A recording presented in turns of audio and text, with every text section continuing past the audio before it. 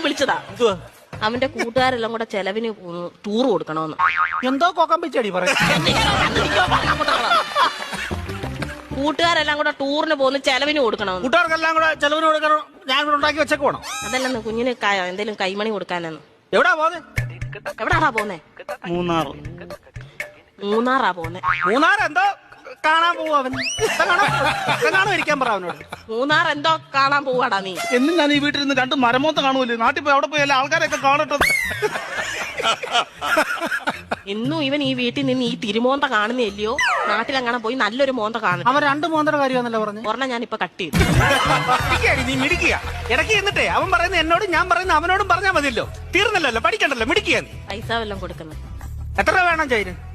2500 രൂപ. 2500 എന്തിനാണ് നിനക്ക് നിരക്കാൻ പോകുന്നതിന്? 5000 രൂപ വേണം. 6 പേർക്ക്